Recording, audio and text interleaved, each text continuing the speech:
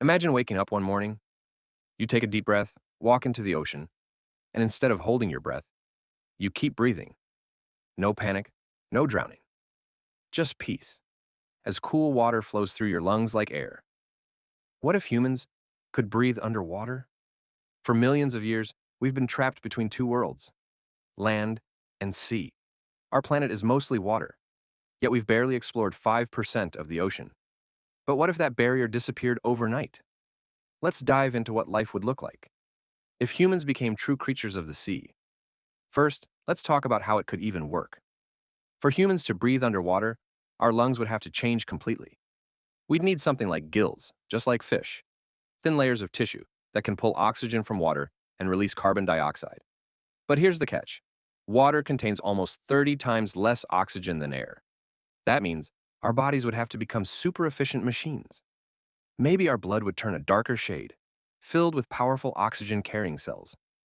Our chest might flatten to reduce water pressure, and our eyes could evolve to see clearly in the deep blue darkness.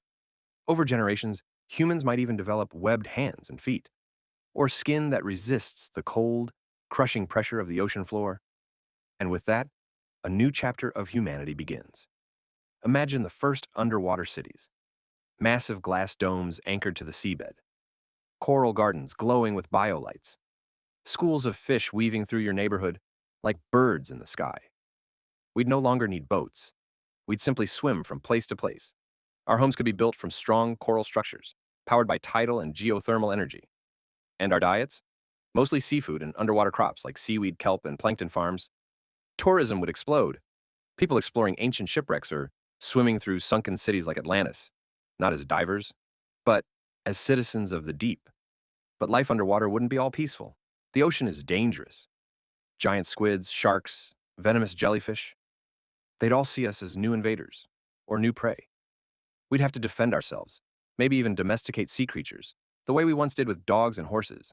And then there's pressure, literally. Every 10 meters you go down, the pressure doubles.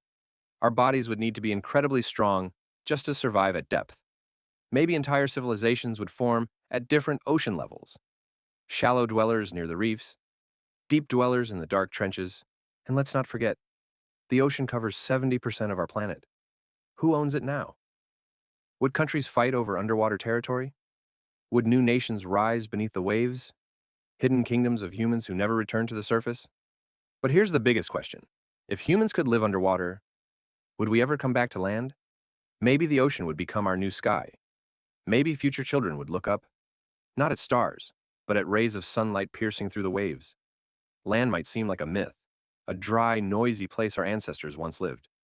And over thousands of years, two versions of humanity could emerge: the land people and the sea people.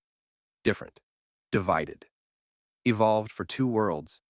So maybe the real question isn't, can we breathe underwater? But should we?